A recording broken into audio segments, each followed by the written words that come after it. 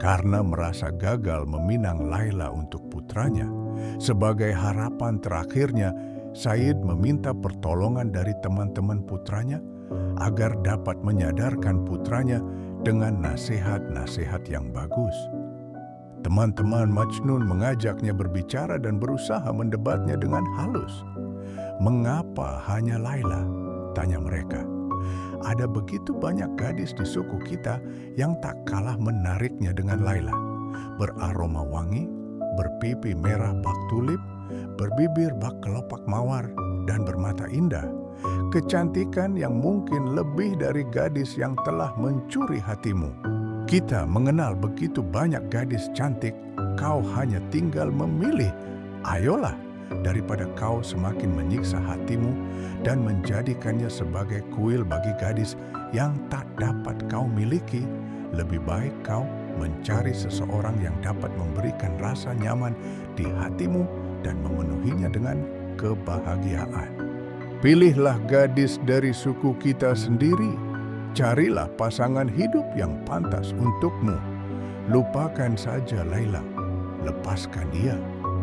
Majnun sadar bahwa maksud teman-temannya baik, namun mereka tak mengetahui seberapa besar sesungguhnya cintanya untuk Laila. Mereka yang tak pernah merasakan rasa sakit seperti ini takkan dapat memahaminya, apalagi menasehatinya. Ucapan-ucapan mereka tidak memadamkan api cinta Majnun, namun justru semakin memperbesar nyala api itu. Dan ketika mereka telah selesai menasihatinya, lautan api itu menyala jauh lebih besar dari sebelumnya. Keputusasaan Majnun kini semakin besar dari sebelumnya. Tak ada seorang pun yang dapat menghiburnya. Tak ada seorang pun yang dapat melakukan sesuatu untuk mengurangi rasa pedihnya. Kepedihan yang telah membuat hari-harinya gelap untuk selamanya. Ia tak dapat tidur maupun makan. Sebagian besar waktunya digunakan untuk berjalan tak tentu arah dalam keadaan linglung. Kadangkala ia bahkan menunjukkan kepedihannya dengan memukul-mukul wajahnya dan merobek jubahnya. Majnun tak lagi memiliki tempat tinggal. Ia mengasingkan diri dari tanah penuh kegembiraan dan menjadi orang yang berkabung di tanah kesedihan. Pada akhirnya, Majnun tak lagi dapat bergaul dengan siapapun. Karena itulah ia meninggalkan orang tuanya, keluarganya, serta teman-temannya dan melarikan diri ke tengah gurun tanpa mengetahui kemana arah tujuannya dan apa yang akan dilakukannya. Sambil menangis ia berucap, "Tak ada kekuatan yang melebihi kekuatan Allah." Ia terseok-seok di lorong dan melewati kedai-kedai pasar, menyerahkan dirinya pada belas kasih Allah dan gurun pasir. Majnun tak lagi dapat membedakan antara baik dengan buruk. Baginya apa yang baik dan apa yang salah tak lagi ia ketahui. Ia adalah seorang pecinta dan cinta tak mengenal batasan. Ia berlari, air mata membasahi matanya sambil berteriak-teriak menyebut, "Laila, Laila." Ia tak mempedulikan tatapan mata serta tudingan jari yang tertuju ke arahnya. Ia memang tak melihat mereka dan juga tak mendengar teriakan serta cemooh mereka. Orang-orang mulai mengikutinya, merasa tertarik oleh penampilan serta tingkah lakunya yang aneh. Dalam keadaan tak sadar, ia tak memedulikan mereka. Namun, ketika ia mulai mendendangkan sajak dan menyanyikan lagu cinta, ketertarikan mereka terhadap Majnun berkurang dan mereka mulai merasakan simpati untuknya. Api yang menyala di hatinya telah menyentuh hati mereka juga. Dan begitu soneta dan ode indah itu keluar dari bibirnya, hati para pendengarnya bergetar dan sebagian besar dari mereka mulai menangis bersamanya. Namun Majnun tak memperhatikan semua ini. Ia bahkan tak menyadari bahwa dirinya diikuti. Ia juga tak menyadari keberadaannya, seolah ia tak lagi ada, seolah namanya telah dihapus dari buku catatan ciptaannya, membuatnya melupakan dirinya. Hatinya telah hancur, sinar hidupnya telah sirna, jiwanya telah kehilangan keinginan untuk hidup, dan kini hanya berkibar-kibar tak berdaya menanti datangnya kematian. Pada akhirnya, ia merasakan seluruh kekuatannya keluar dari semua anggota tubuhnya.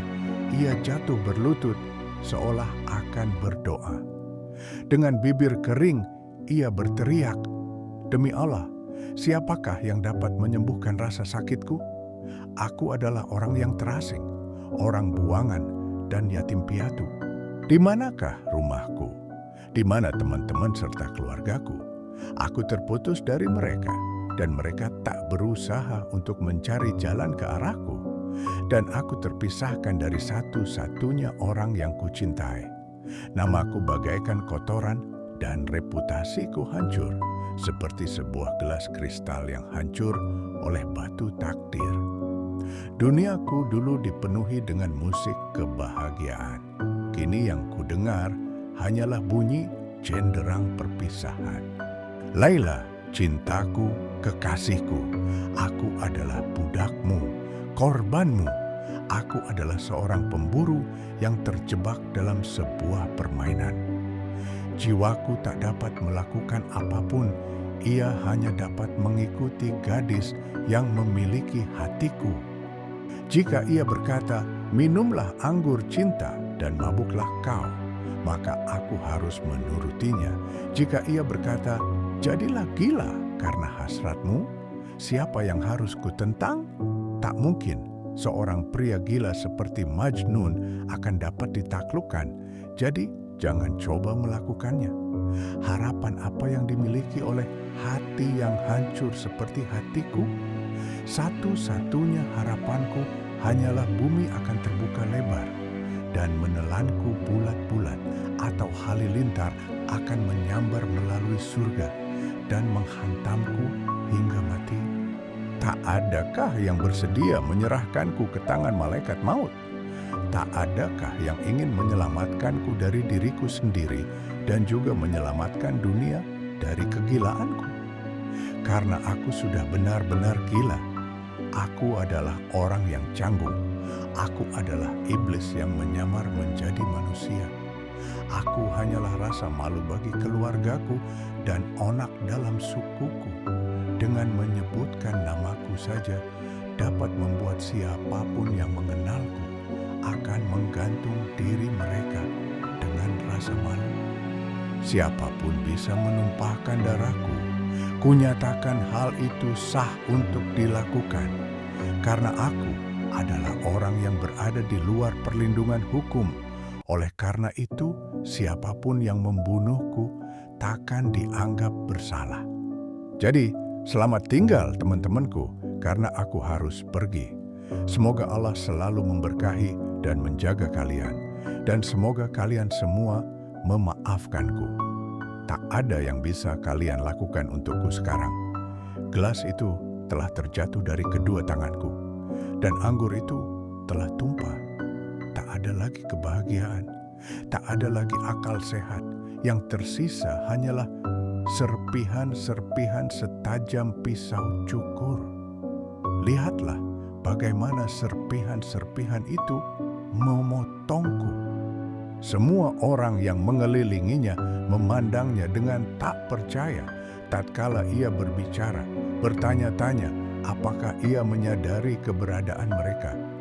Lalu seolah hendak melenyapkan tanda tanya mereka, ia menoleh ke arah semua orang dan berkata, "Aku tak mengharapkan kalian akan mengerti apa yang kukatakan, karena kalian semua tak menyadari betapa tersiksanya aku.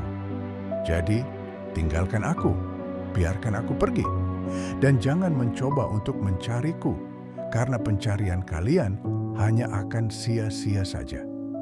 Bagaimana mungkin kalian akan menemukanku, karena aku tersesat, bahkan bagi diriku sendiri sekalipun? Pergilah, karena aku tak sanggup lagi menghadapi siksaan serta tekanan dari kalian. Biarkan aku sendiri dengan kesedihanku. tak perlu kalian mengantarku pergi dari kota ini, karena aku akan pergi sendiri. Selamat tinggal." Namun Majnun tak lagi memiliki kekuatan untuk bergerak. Ia malah jatuh berlutut di tanah seolah sedang berdoa dan mulai memohon agar kekasihnya bersedia membantunya. "Laila, aku telah terjatuh. Aku terjatuh dan aku tak tahu harus berbuat apa. Datanglah sayangku dan genggam tanganku. Datang dan sentuhlah diriku, karena aku tak sanggup lagi menghadapi kesendirian ini. Aku adalah milikmu. Datang dan bawalah aku pergi. Aku akan lebih berguna bagimu dalam keadaan hidup daripada mati. Berbaik hatilah kepadaku dan berikan pertanda. Kirimkan pesan untuk menghidupkan jiwaku kembali." "Mengapa kau tak kunjung datang?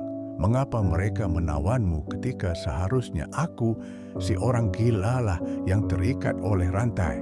Datang dan bebaskan aku, cintaku. Demi Allah, lakukan sesuatu. Hidup dengan cara seperti ini jauh lebih menyakitkan daripada kematian. Datanglah dan tolong akhiri siksaan ini. Jangan biarkan semuanya seperti ini. Tidaklah benar jika engkau hanya duduk di sana tanpa melakukan apapun. Tidakkah kau merasa kasihan kepadaku? Tidak, sepertinya tidak. Bagaimanapun juga mereka-mereka yang hidup dalam kenyamanan takkan bisa merasakan belas kasih bagi kaum teraniaya. Apa yang diketahui kaum kaya tentang kemiskinan? Apa pedulinya mereka-mereka yang berperut kenyang terhadap orang-orang yang kelaparan? Kita berdua adalah manusia. Tidakkah kau memiliki rasa kemanusiaan sedikit pun? Apakah kau akan tetap mereka dan berkembang sementara aku akan layu dan mati? Kau memiliki kekuatan untuk membawa kedamaian bagi jiwaku, namun kau tetap saja menyembunyikannya dariku. Apa yang telah kulakukan hingga aku layak menerima semua ini? Kau tidak hanya telah mencuri hatiku, tapi mengapa kau juga mencuri kesadaranku? Terlepas dari kenyataan bahwa aku mencintaimu, dosa apa yang telah kuperbuat hingga aku pantas diperlakukan seperti ini? Aku tidak meminta banyak, hanya satu malam. Satu malam dari 1000 malam itu yang kupinta. Selain rasa cintaku kepadamu, aku tak memiliki apapun. Segalanya telah kutinggalkan, kupertaruhkan, dan akhirnya aku kehilangan semua itu. Kumohon, jangan tolak diriku. Jika kau marah kepadaku, padamkan kemarahanmu dengan air mataku. Sayangku, kaulah sang rembulan dan aku adalah bintang yang telah jatuh ke bumi karena merindukanmu. Aku sendirian dan tanpa teman. Satu-satunya temanku hanyalah bayanganku, dan bahkan dengannya aku tak sanggup mengatakan sejujurnya tentang cintaku kepadamu. Kalau ia merasa cemburu dan berusaha mengambilmu dariku. Apa yang bisa kulakukan? Dapatkah aku berharap? Seorang pria yang tersiksa oleh dahaga memimpikan aliran air yang segar dan jernih, namun kala ia terbangun yang ada hanyalah butiran-butiran pasir. Tapi apalah artinya semua itu? Apapun yang terjadi kepadaku, takkan ada yang dapat menghancurkan cinta yang ada di hatiku untukmu. Memang benar semuanya adalah sebuah misteri, sebuah teka-teki, sebuah gembok tanpa kunci, sebuah buku yang tak dapat dibuka, sebuah kode rahasia yang tak dapat dipecahkan oleh siapapun. Cintaku untukmu adalah bagian dari diriku. Rasa itu memasuki nadiku bersamaan dengan air susu ibuku. Dan rasa itu hanya akan pergi jika jiwaku meninggalkan tubuhku. Hanya itu sajalah hal yang pasti. Begitu suaranya semakin melemah, kaki Majnun pun melemah dan akhirnya ia terjatuh. Mereka-mereka yang mendengarnya berbicara, bergerak maju untuk menolongnya. Dengan perlahan mereka mengangkatnya dan membawanya pulang ke kediaman orang tuanya. Waktu berlalu, namun cinta sejati itu tetap ada. Kehidupan di dunia ini tidak lebih dari serangkaian tipu muslihat serta pandangan yang menyesatkan. Namun, cinta sejati adalah sesuatu yang nyata, dan api yang menjadi bahan bakarnya akan menyala selamanya, tanpa sebuah awalan dan tanpa sebuah akhirat. Dan begitulah, Majnun menjadi terkenal di seluruh penjuru tanah itu sebagai seorang pecinta, karena api cinta sejati yang menyala di jiwanya bagaikan obor yang terus menyala hingga akhir hayatnya.